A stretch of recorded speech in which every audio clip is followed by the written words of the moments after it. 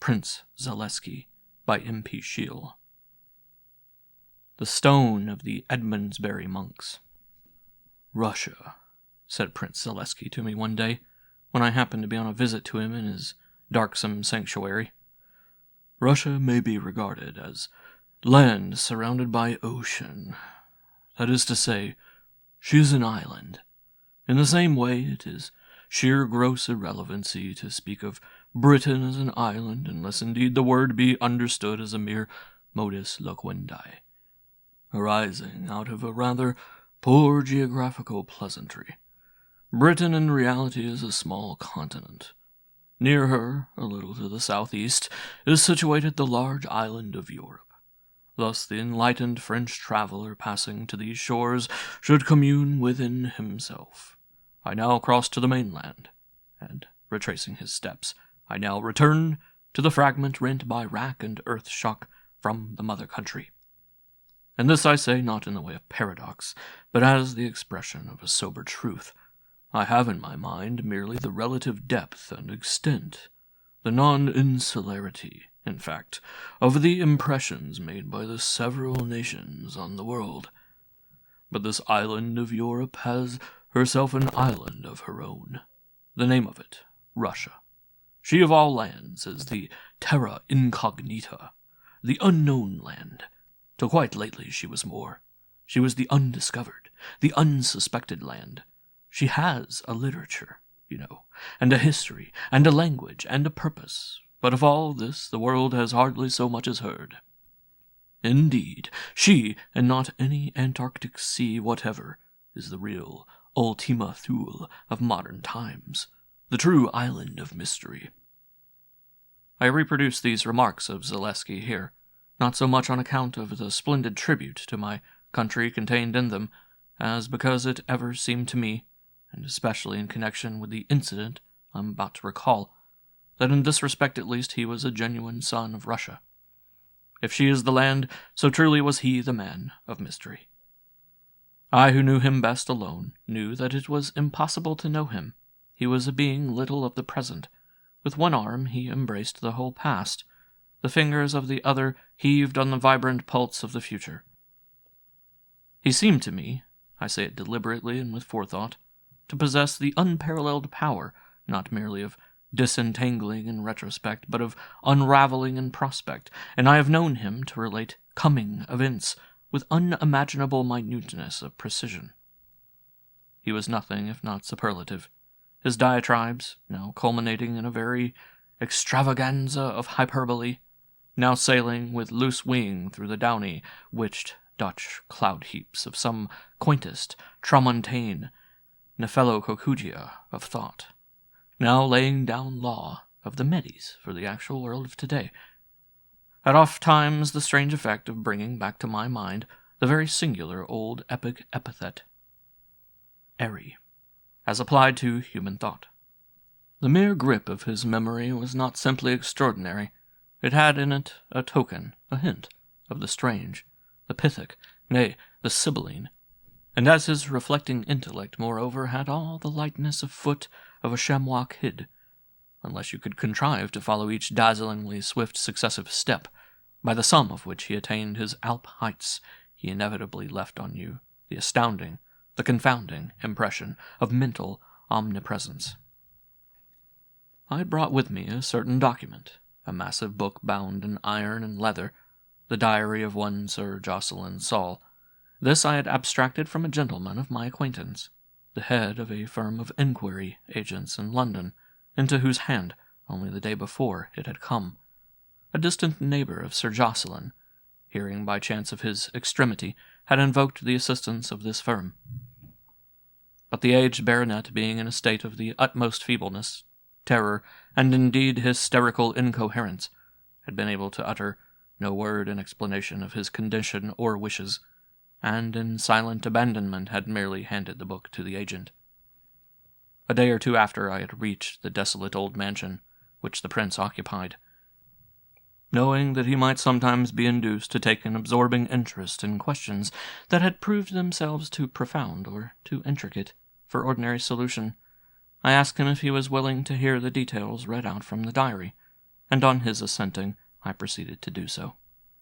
The brief narrative had reference to a very large and very valuable oval gem enclosed in the substance of a golden chalice, which chalice in the monastery of St. Edmundsbury had once lain centuries long within the loculus, or inmost coffin, wherein reposed the body of St. Edmund. By pressing a hidden pivot, the cup, which was composed of 2 equal parts connected by minute hinges, sprang open, and in a hollow space at the bottom was disclosed the gem. Sir Jocelyn Saul, I may say, was lineally connected with, though of course not descendant from, that same Jocelyn of Bracolonda, a brother of the Edmundsbury convent, who wrote the now so celebrated Jocelini Chronica. And the chalice had fallen into the possession of the family, seemingly at some time prior to the suppression of the monastery about 1537. On it was inscribed in Old English characters of unknown date the words, "Should this stone stolen be, or should it changes the ray, the house of Solent his head anon shall die." The stone itself was an intaglio, and had engraved on its surface the figure of a mythological animal, together with some nearly obliterated letters, of which the only ones remaining legible were those forming the word Has. As a sure precaution against the loss of the gem, another cup had been made and engraved in an exactly similar manner, inside of which, to complete the delusion, another stone of the same size and cut, but of comparatively valueless material, had been placed. Sir Jocelyn Saul, a man of intense nervosity, lived his life alone in a remote old manor house in Suffolk, his only companion being a person of Eastern origin named Ul Jabal. The baronet had consumed his vitality in the lifelong attempt to sound the too fervid maelstrom of Oriental research, and his mind had perhaps caught from his studies a tinge of their morbidness, their esotericism, their insanity. He had for some years past been engaged in the task of writing a stupendous work on pre-Zoroastrian theogonies, in which it is to be supposed Ul Jabal acted somewhat in the capacity of secretary, but I will give verbatim the extracts from his diary. June 11th. This is my birthday. 70 years ago, exactly, I slid from the belly of the great dark into this light and life. My God, it is briefer than the rage of an hour, fleeter than a midday trance. Ul Jabal greeted me warmly, seemed to have been looking forward to it, and pointed out that 70 is of the fateful numbers. It is only factors being 7, 5, and 2, the last denoting the duality of birth and death, 5, isolation, 7, infinity. I informed him that this was also my father's birthday, and his father's, and repeated the oft-told tale of how the latter, just 70 years ago today, walking at twilight by the churchyard wall, saw the figure of himself sitting on a gravestone, and died 5 weeks later, writhing with the pangs of hell. Whereat the septic showed his 2 huge rows of teeth. What is his peculiar interest in the Edmundsbury chalice? On each successive birthday, when the cup has been produced, he has asked me to show him the stone. Without any well-defined reason, I have always declined, but today I yielded.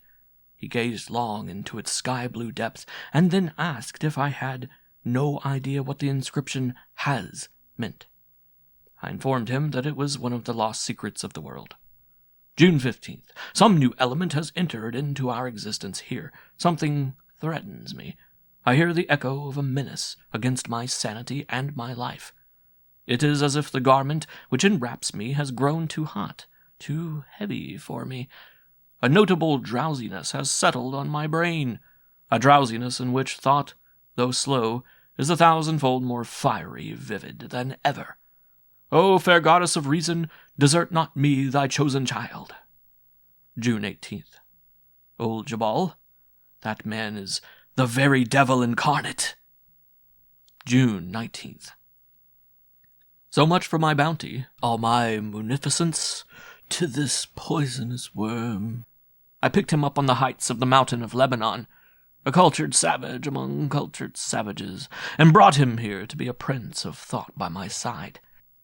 What though his plundered wealth, the debt I owe him, has saved me from a sort of ruin? Have not I instructed him in the sweet secret of reason? I lay back on my bed in the lonely morning watches, my soul heavy as with the distilled essence of opiates, and in vivid vision knew that he had entered my apartment. In the twilight gloom his glittering rows of shark's teeth seemed impacted on my eyeball. I saw them, and nothing else. I was not aware when he vanished from the room, but at daybreak I crawled on hands and knees to the cabinet containing the chalice. The viperous murderer! He has stolen my gem, well knowing that with it he has stolen my life. The stone is gone. Gone, my precious gem. A weakness overtook me, and I lay for many dreamless hours, naked on the marble floor. Does the fool think to hide aught from my eyes? Can he imagine that I shall not recover my precious gem? My stone of Saul. June 20th. Ah, Ul Jabal, my brave, my noble son of the prophet of God. He has replaced the stone. He would not slay an aged man. The yellow ray of his eye, it is but the gleam of the great thinker, not the gleam of the assassin. Again, as I lay in semi-somnolence, I saw him enter my room, this time more distinctly. He went up to the cabinet, shaking the chalice in the dawning. Some hours after he had left, I heard with delight the rattle of the stone. I might have known he would replace it. I should not have doubted his clemency to a poor man like me. But the strange being! He has taken the other stone from the other cup. A thing of little value to any man. Is Ul Jabal mad, or I? June 21st. Merciful Lord in heaven, he has not replaced it. Not it, but another instead of it.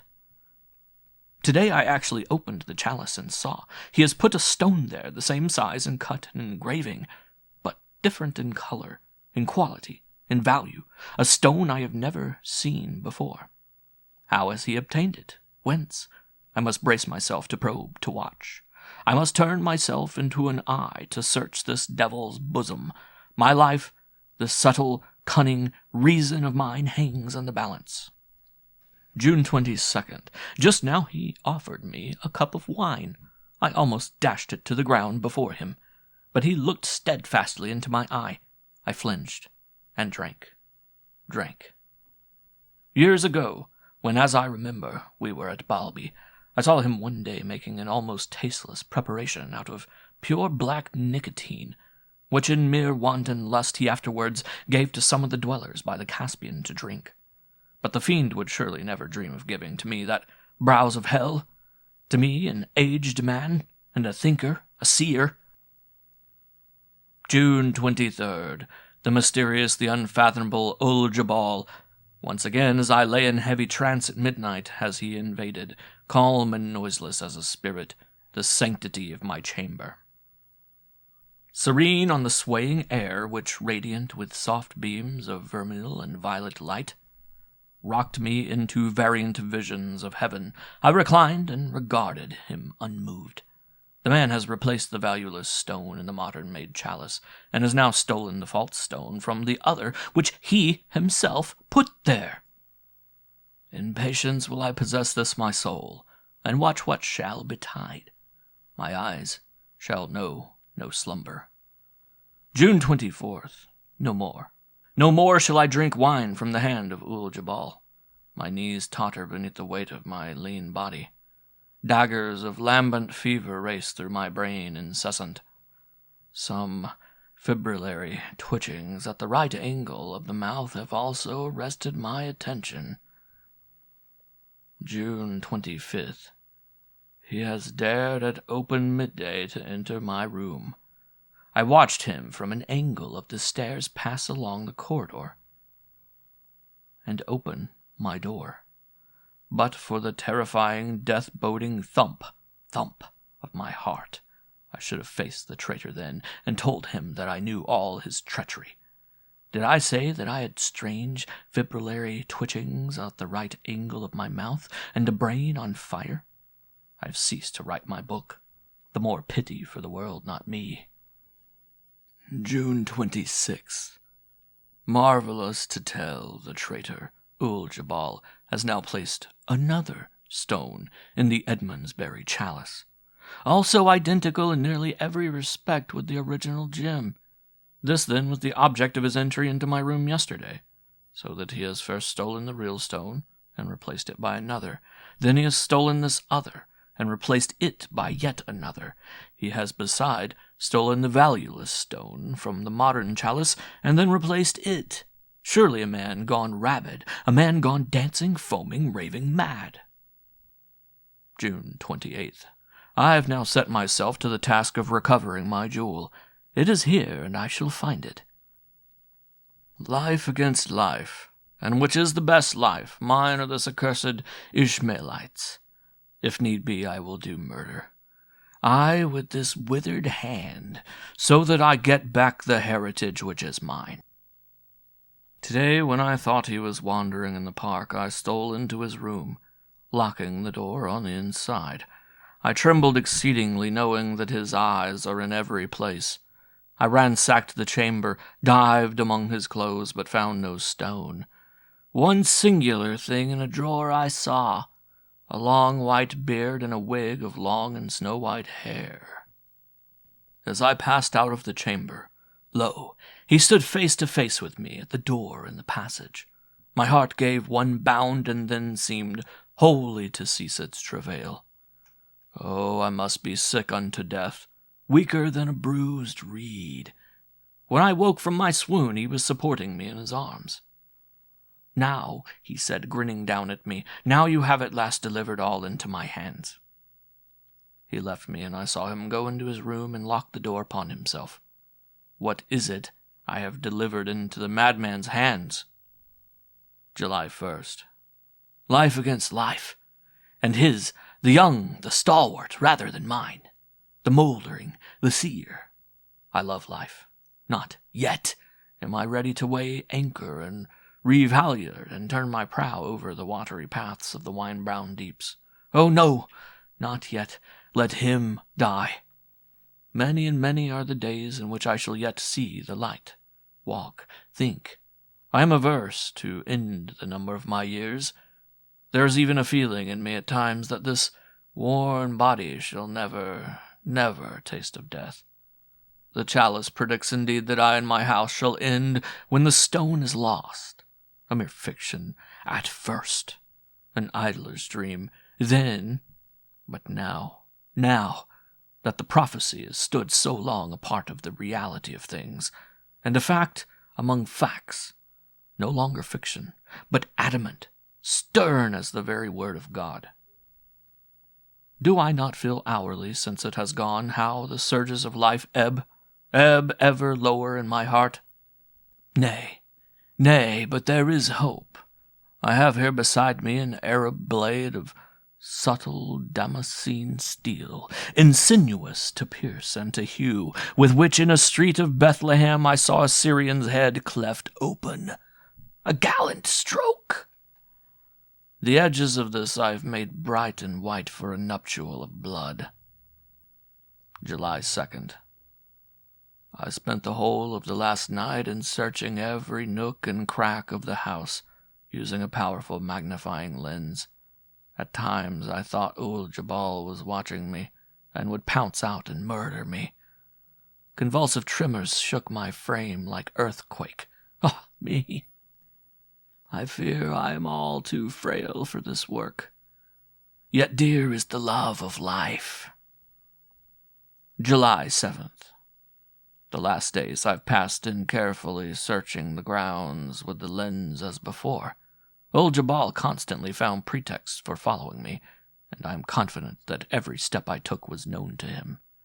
No sign anywhere of the grass having been disturbed, yet my lands are wide, and I cannot be sure. The burden of this mighty task is greater than I can bear. I am weaker than a bruised reed. Shall I not slay my enemy and make an end? July 8th. Jabal has been in my chamber again. I watched him through a crack in the paneling. His form was hidden by the bed, but I could see his hand reflected in the great mirror opposite the door. First, I cannot guess why. He moved to a point in front of the mirror, the chair in which I sometimes sit. He then went to the box in which lie my few garments, and opened it. Ah, I have the stone. Safe! Safe! He fears my cunning, ancient eyes, and has hidden it in the one place where I would be least likely to seek it, in my own trunk. And yet I dread most intensely, I dread to look. July 9th. The stone, alas, is not there. At the last moment he must have changed his purpose. Could his wondrous sensitiveness of intuition have made him feel that my eyes were looking in on him? July 10th. In the dead of night I knew that a stealthy foot had gone past my door. I rose and threw a mantle round me. I put on my head my cap of fur. I took the tempered blade in my hands. Then I crept out into the dark and followed. Old Jabal carried a small lantern which revealed him to me. My feet were bare, but he wore felted slippers, which, to my unfailing ear, were not utterly noiseless. He descended the stairs to the bottom of the house, while I crouched behind him in the deepest gloom of the corners and walls. At the bottom he walked into the pantry, there stopped, and turned the lantern full in the direction of the spot where I stood. But so agilely did I slide behind a pillar that he could not have seen me. In the pantry he lifted the trap-door and descended still further into the vaults beneath the house. Ah, the vaults! The long, the tortuous, the darksome vaults! How had I forgotten them? Still I followed, rent by seismic shocks of terror. I had not forgotten the weapon. Could I creep near enough, I felt that I might plunge it into the marrow of his back. He opened the iron door of the first vault and passed in. If I could lock him in? But he held the key. On and on he wound his way, holding the lantern near the ground, his head bent down. The thought came to me then that, had I but the courage, one swift sweep, and all were over. I crept closer, closer. Suddenly, he turned round and made a quick step in my direction. I saw his eyes, the murderous grin of his jaw. I know not if he saw me. Thought forsook me. The weapon fell with clatter and clangor from my grasp, and in panic fright I fled with extended arms and the headlong swiftness of a stripling, through the black labyrinths of the caverns, through the vacant corridors of the house, till I reached my chamber, the door of which I had time to fasten on myself before I dropped, gasping, panting for very life, on the floor. July 11th. I had not the courage to see Ul Jabal today. I have remained locked in my chamber all the time without food or water. My tongue cleaves to the roof of my mouth. July 12th. I took heart and crept downstairs. I met him in the study. He smiled on me and I on him, as if nothing had happened between us. Oh, our old friendship, how it has turned into bitterest hate. I had taken the false stone from the Edmundsbury chalice and put it in the pocket of my brown gown, with the bold intention of showing it to him, and asking him if he knew aught of it. But when I faced him, my courage failed again. We drank together, and ate together, as in the old days of love. July 13th. I cannot think that I have not again imbibed some soporiferous drug. A great heaviness of sleep weighed on my brain till late in the day. When I awoke, my thoughts were in wild distraction, and a most peculiar condition of my skin held me fixed before the mirror. It is as dry as parchment, and brown as the leaves of autumn. July 14th. Ul Jabal is gone, and I am left, a lonely, a desolate old man. He said, though I swore it was false, that I had grown to mistrust him, that I was hiding something from him, that he could live with me no more. No more, he said, should I see his face. The debt I owe him he would forgive. He has taken one small parcel with him, and is gone. July 15th. Gone! Gone! In mazeful dream I wander with uncovered head far and wide over my domain, seeking I know not what. The stone he has with him, the precious, stone of Saul.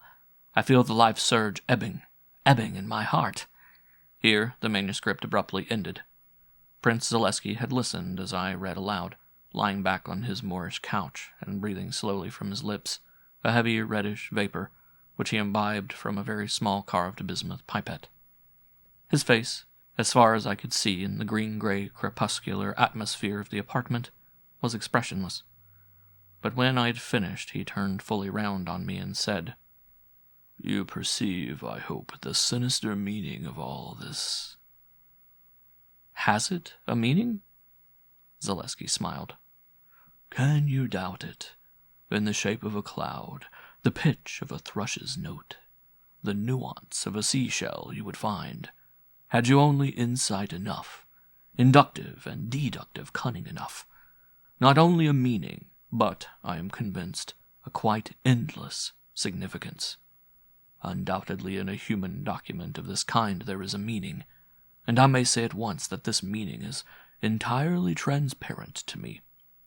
Pity only that you did not read the diary to me before." "Why?" "Because we might between us have prevented a crime and saved a life. The last entry in the diary was made on the 15th of July. What day is this?" "This is the 20th. "Then I would wager 1,000 to 1 that we are too late. There is still, however, the one chance left. The time is now 7 o'clock. 7 of the evening, I think not of the morning. The houses of business in London are therefore closed. But why not send my man, Ham, with a letter by train to the private address of the person from whom you obtained the diary, telling him to hasten immediately to Sir Jocelyn Saul, and on no consideration to leave his side for a moment. Ham would reach this person before midnight, and, understanding that the matter was one of life and death, he would assuredly do your bidding." As I was writing the note suggested by Zaleski, I turned and asked him, "From whom shall I say that the danger is to be expected? From the Indian?" "From Jabal, yes, but by no means Indian. Persian."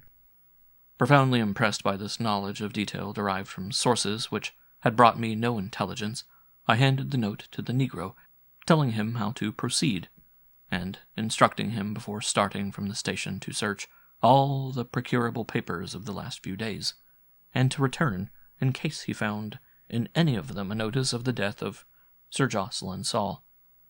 Then I resumed my seat by the side of Zaleski. "As I have told you," he said, "I am fully convinced that our messenger has gone on a bootless errand. I believe you will find that what has really occurred is this: either yesterday or the day before, Sir Jocelyn was found by his servant. I imagine he had a servant, though no mention is made of any, lying on the marble floor of his chamber, dead. Near him, probably by his side, will be found a gem. An oval stone, white in color. The same, in fact, which Jabal last placed in the Edmundsbury chalice. There will be no marks of violence, no trace of poison. The death will be found to be a perfectly natural one. Yet in this case, a particularly wicked murder has been committed.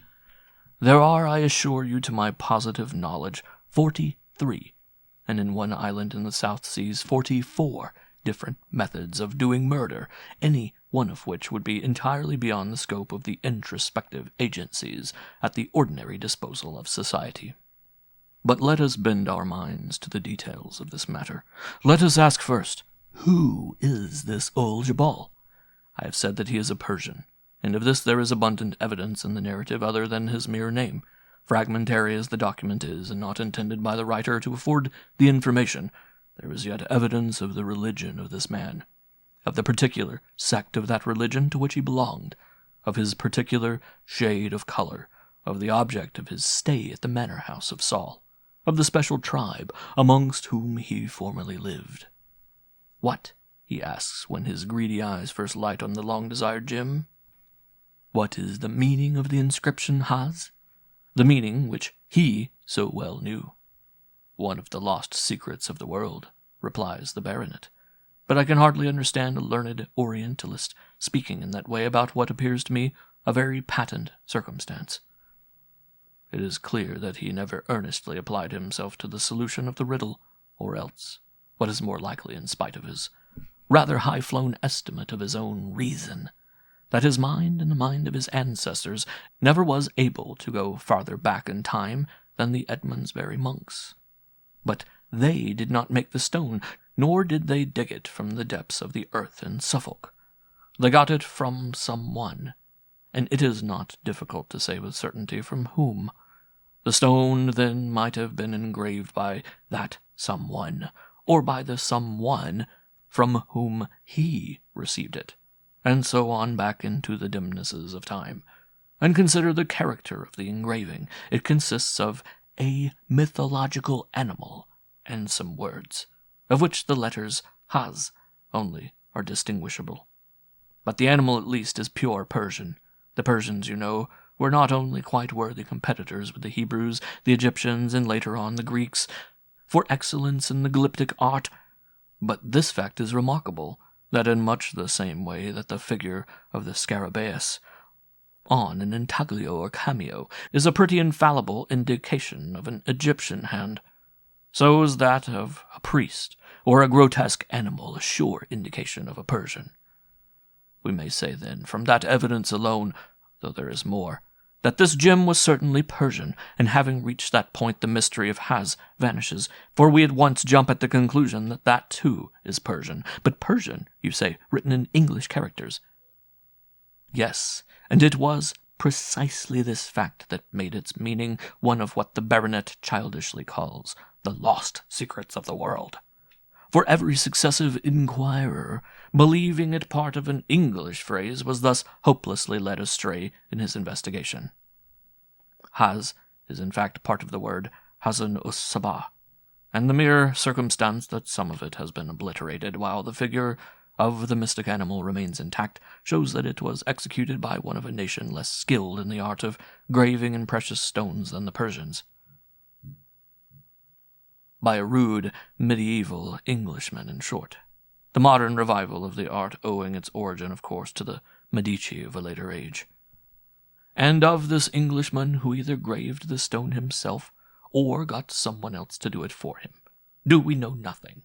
We know, at least, that he was certainly a fighter, probably a Norman baron, that on his arm he bore the cross of red, that he trod the sacred soil of Palestine. Perhaps to prove this I need hardly remind you who Hassan-us-Sabah was. It is enough if I say that he was greatly mixed up in the affairs of the Crusaders, lending his irresistible arms now to this side, now to that. He was the chief of the heterodox Mohammedan sect of the Assassins. This word, I believe, is actually derived from his name. Imagined himself to be an incarnation of the deity, and from his inaccessible rock fortress of the Alamut in the Elburz, exercised a sinister influence on the intricate politics of the day. The Red Cross Knights called him Sheikh-ul-Jabal, the Old Man of the Mountains, that very nickname connecting him infallibly with the Ul-Jabal of our own times. Now, 3 well-known facts occur to me in connection with this stone of the House of Saul.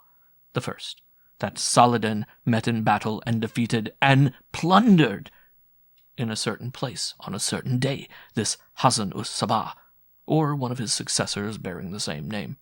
The second, that about this time there was a cordial rapprochement between Saladin and Richard the Lion, and between the infidels and the Christians generally, during which a free interchange of gems, then regarded as of deep mystic importance, took place. Remember the talisman and the Lee penny. The third, soon after the fighters of Richard, and then himself returned to England, the loculus or coffin of St. Edmund, as we are informed by the Josselini Chronica, was opened by the abbot at midnight, and the body of the martyr exposed. On such occasions it was customary to place gems and relics in the coffin, when it was again closed up. Now the chalice with the stone was taken from this loculus, and it is possible not to believe that some knight to whom it had been presented by one of Saladin's men had in turn presented it to the monastery, first scratching uncouthly on its surface the name of Hazan to mark its semi-sacred origin. or perhaps bidding the monks to do so. But the assassins, now called, I think, Al-Hassani, or Ismaili, that accursed Ishmaelite, the Baron exclaims in one place, still live, are still a flourishing sect impelled by fervid religious fanaticisms. And where, think you, is their chief place of settlement? Where but on the heights of that same Lebanon, on which Sir Jocelyn picked up his too doubtful scribe and literary helper? It now becomes evident that Ul-Jabbar was one of the sect of the assassins, and that the object of his sojourn at the manor house, of his financial help to the baronet, of his whole journey perhaps to England, was the recovery of the sacred gem which once glittered on the breast of the founder of his sect. In dread of spoiling all by over-rashness, he waits, perhaps for years, till he makes sure that the stone is the right one, by seeing it with his own eyes, and learns the secret of the spring by which the chalice is opened. He then proceeds to steal it. So far all is clear enough. Now this too is conceivable, that, intending to commit the theft, he had beforehand provided himself with another stone similar in size and shape, these being well known to him, to the other, in order to substitute it for the real stone, and so, for a time at least, escape detection. It is presumable that the chalice was not often opened by the baronet, and this would therefore have been a perfectly rational device on the part of Ul-Jabbar. But assuming this to be his mode of thinking, how ludicrously absurd appears all the trouble he took to engrave the false stone in an exactly similar manner to the other. That could not help him in producing the deception, for that he did not contemplate the stone being seen, but only heard in the cup, is proved by the fact that he selected a stone of a different color. This color, as I shall afterwards show you, was that of a pale brown-spotted stone. But we are met with something more extraordinary. Still, when we come to the last stone, the white one, I shall prove that it was white, which Ul-Jabbar placed in the cup. Is it possible that he had provided 2 substitutes, and that he had engraved these 2 without object, in the same minutely careful manner? Your mind refuses to conceive it, and having done this, declines in addition to believe that he had prepared even 1 substitute, and I am fully in accord with you in this conclusion. We may say, then, that Ul-Jabbar had not prepared any substitute, and it may be added that it was a thing altogether beyond the limits of the probable that he could by chance have possessed 2 old gems exactly similar in every detail, down to the very half-obliterated letters of the word Hassan-us-Sabah. I have now shown, you perceive, that he did not make them purposefully, that he did not possess them accidentally, nor were they the baronet's, for we have his declaration that he had never seen them before. Whence did the Persian obtain them? That point will immediately emerge into clearness when we have sounded his motive for replacing the one false stone by the other, and, above all, for taking away the valueless stone and then replacing it. And in order to lead you up to the comprehension of this motive, I begin by making the bold assertion that Ul-Jabbar had not in his possession the real St. Edmundsbury stone at all. You are surprised, for you argue that if we are to take the baronet's evidence at all, we must take it in this particular also, and he positively asserts that he saw the Persian take the stone. It is true that there are indubitable signs of insanity in the document, but it is the insanity of a diseased mind manifesting itself by fantastic exaggeration of sentiment, rather than of a mind confiding to itself its own delusions, as to matters of fact. There is therefore nothing so certain as that Ul-Jabbar did steal the gem, but these 2 things are equally evident, that by some means or other it very soon passed out of his possession, and that when it had so passed, he for his part believed it to be in the possession of the baronet. "Now," he cries in triumph one day as he catches Sir Jocelyn in his room, "now you have delivered all into my hands." All what? Sir Jocelyn wonders. All, of course, meant the stone. He believes that the baronet has done precisely what the baronet afterwards believes that he has done, hidden away the stone in the most secret of all places, in his own apartment, to wit. The Persian, sure now at last of victory, accordingly, hastens into his chamber and locks the door, in order by an easy search to secure his prize. When, moreover, the baronet is examining the house at night with his lens, he believes that old Jabal is spying his movements. When he extends his operations to the park, the other finds pretext to be near him. Old Jabal dogs his footsteps like a shadow, but supposing he had really had the jewel, and had deposited it in a place of perfect safety, such as, with or without lenses, the extensive grounds of the manor house would certainly have afforded, his more reasonable role would have been that of unconscious nonchalance, rather than of agonized interest. But in fact he supposed the owner of the stone to be himself seeking a secure hiding place for it, and is resolved at all costs on knowing the secret. And again, in the vaults beneath the house, Sir Jocelyn reports that old Jabal holds the lantern near the ground, with his head bent down. Can anything be better descriptive of the attitude of search? Yet each is so sure that the other possesses the gem that neither is able to suspect that both are seekers. But after all, there is far better evidence of the non-possession of the stone by the Persian than all this, and that is the murder of the baronet, for I can almost promise you that our messenger will return in a few minutes. Now it seems to me that old Jabal was not really murderous, averse rather to murder. Thus the baronet is often in his power, swoons in his arms, lies under the influence of narcotics in semi-sleep while the Persian is in his room, and yet no injury is done him. Still, when the clear necessity to murder, the clear means of gaining the stone, presents itself to old Jabal, he does not hesitate a moment. Indeed, he has already made elaborate preparations for that very necessity. And when was it that this necessity presented itself? It was when the baronet put the false stone in the pocket of a loose gown, for the purpose of confronting the Persian with it. But what kind of pocket? I think you will agree with me that male garments, admitting of the designation gown, have usually only outer pockets, large square pockets simply sewed on to the outside of the robe. But a stone of that size must have made such a pocket bulge outwards. Old Jabal must have noticed it. Never before has he been perfectly sure that the baronet carried the long-desired gem about on his body. But now at last he knows beyond all doubt. To obtain it there are several courses open to him. He may rush there, and then on the weak old man, and tear the stone from him. He may ply him with narcotics, and extract it from the pocket during sleep. But in these there is a small chance of failure. There is a certainty of near or ultimate detection, pursuit. And this is a land of law, swift and fairly sure. No, the old man must die. Only thus surely and thus secretly can the outraged dignity of Hassan us-Sabah be appeased. On the very next day he leaves the house. No more shall the mistrustful baronet, who is hiding something from him, see his face. He carries with him a small parcel. Let me tell you what was in that parcel.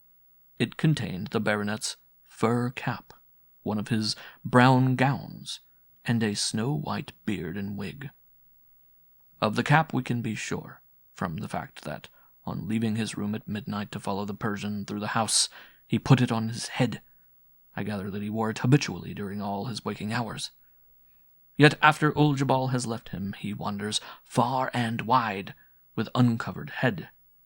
Can you not picture the distracted old man, seeking ever and anon with absent mind for his long-accustomed headgear, and seeking in vain? Of the gown, too, we may be equally certain, for it was the procuring of this that led old Jabal to the baronet's trunk.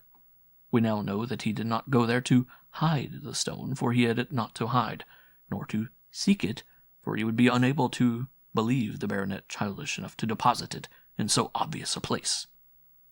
As for the wig and beard, they had been previously seen in his room, but before he leaves the house, old Jabal has one more work to do. Once more the two eat and drink together, as in the old days of love. Once more the baronet is drunken with a deep sleep, and when he wakes his skin is brown as the leaves of autumn. That is the evidence of which I spake in the beginning, as giving us a hint of the exact shade of the Oriental's color. It was the yellowish brown of a seared leaf. And now that the face of the baronet has been smeared with this indelible pigment, all is ready for the tragedy. And old Jabal departs. He will return, but not immediately, for he will at least give the eyes of his victim time to grow accustomed to the change of color in his face. Nor will he tarry long, for there is no telling whether or whither the stone may not disappear from that outer pocket. I therefore surmise that the tragedy took place a day or two ago. I remembered the feebleness of the old man, his highly neurotic condition. I thought of those fibrillary twitchings, indicating the onset of a well-known nervous disorder, sure to end in sudden death. I recalled his belief that on account of the loss of the stone in which he felt his life bound up, the chariot of death was urgent in his footsteps. I bore in mind his memory of his grandfather dying in agony just 70 years ago after seeing his own wraith by the churchyard wall. I knew that such a man could not be struck by the terrific shock of seeing himself sitting in the chair before the mirror. The chair, you remember, had been placed there by old Jabal, without dropping down stone dead on the spot. I was thus able to predict the manner and place of the baronet's death, if he be dead. Beside him, I said, would probably be found a white stone. For Ul Jabal, his ghastly impersonation ended, would hurry to the pocket, snatch out the stone, and finding it not the stone he sought, would in all likelihood dash it down, fly away from the corpse as if from plague, and I hope straightway go and hang himself. It was at this point that the black mask of Ham framed itself between python-skin tapestries of the doorway. I tore from him the paper, now 2 days old, which he held in his hand, and under the heading, Sudden Death of a Baronet, read a nearly exact account of the facts which Zaleski had been detailing to me. "I can see by your face that I was not altogether at fault," he said with one of his musical laughs. "But there still remains for us to discover whence Ul Jabal obtained his 2 substitutes, his motive for exchanging one for the other, and for stealing the valueless gem. But above all, we must find where the real stone was all the time that these 2 men so sedulously sought it, and where it is now. Now let us turn our attention to the stone, and ask first, what light does the inscription on the cup throw on its nature? The inscription assures us that if this stone be stolen, or if it changes Dre, the house of Saul and its head Anun, i.e. anon at once, shall die. Dre, I may remind you, is an Old English word, used, I think, by Burns, identical with the Saxon dragan, meaning to suffer, so that the writer at least contemplated that the stone might suffer changes. But what kind of changes, external or internal? External change of environment, is already provided for when he says, should this stone stolen be. Changes, therefore, in his mind, meant internal changes. But is such a thing possible for any precious stone, and for this one in particular? As to that we might answer when we know the name of this one.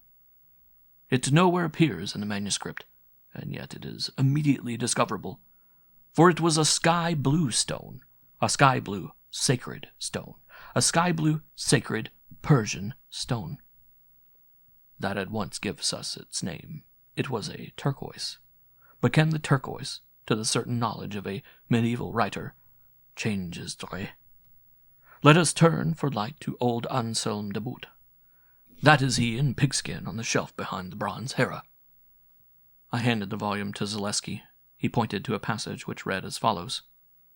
Assuredly the turquoise doth possess a soul more intelligent than that of man, but we cannot be wholly sure of the presence of angels in precious stones. I do rather opine that the evil spirit doth take up his abode therein, transforming himself into an angel of light, to the end that we put our trust not in God but in the precious stone, and thus perhaps doth he deceive our spirits by the turquoise. For the turquoise is of 2 sorts, those which keep their color, and those which lose it. You thus see, resumed Zaleski, that the turquoise was believed to have the property of changing its color, a change which was universally supposed to indicate the fading away and death of its owner. The good de Boot, alas, believed this to be a property of too many other stones beside, like the Hebrews in respect of their Urim and Thummim, But in the case of the turquoise, at least it is a well-authenticated natural phenomenon, and I have myself seen such a specimen. In some cases, the change is a gradual process. In others, it may occur suddenly within an hour, especially when the gem, long kept in the dark, is exposed to brilliant sunshine. I should say, however, that in this metamorphosis there is always an intermediate stage. The stone first changes from blue to a pale color spotted with brown, and lastly to a pure white. Thus, Ul-Jabal, having stolen the stone, finds that it is of the wrong color, and soon after replaces it. He supposes that in the darkness he has selected the wrong chalice, and so takes the valueless stone from the other. This too he replaces, and infinitely puzzled, makes yet another hopeless trial of the Edmundsbury chalice, and again baffled, again replaces it, concluding now that the baronet has suspected his designs and substituted a false stone for the real one. But after this last replacement, the stone assumes its final hue of white, and thus the baronet is led to think that 2 stones have been substituted by Ul-Jabal for his own invaluable gem. All this while the gem was lying serenely in its place in the chalice. And thus it came to pass that in the manor house of Saul there arose a somewhat considerable ado about nothing. For a moment Zaleski paused. Then turning round and laying his hand on the brown forehead of the mummy by his side, he said, "My friend here could tell you, and he would, a fine tale of the immensely important part which jewels in all ages have played in human history, human religions, institutions, ideas. He flourished some 5 centuries before the Messiah, was a Memphian priest of Amsu, and as the hieroglyphics on his coffin assured me, a prime favorite with one Queen Amantas. Beneath these mouldering swaddlings of the grave, a great ruby still cherishes its blood-guilty secret on the forefinger of his right hand. Most curious is it to reflect how in all lands and at all times precious minerals have been endowed by men with mystic virtues. The Persians, for instance, believed that spinel and the garnet were harbingers of joy. Have you read the ancient bishop of Rennes on the subject? Really, I almost think there must be some truth in all this. The instinct of universal man is rarely far at fault. Already you have a semi-comic gold cure for alcoholism, and you have heard of the geophagism of certain African tribes. What if the scientists of the future be destined to discover that the diamond, and it alone, is a specific for cholera? That powdered rubellite cures fever, and the chrysoberyl gout? It would be in exact conformity with what I have hitherto observed of a general trend toward a certain inborn perverseness and whimsicality in nature.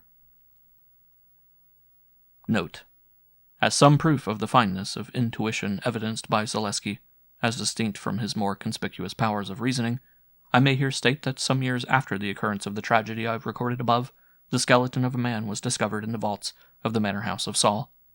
I have not the least doubt that it was the skeleton of Ul-Jabal. The teeth were very prominent. A rotten rope was found loosely knotted round the vertebra of his neck.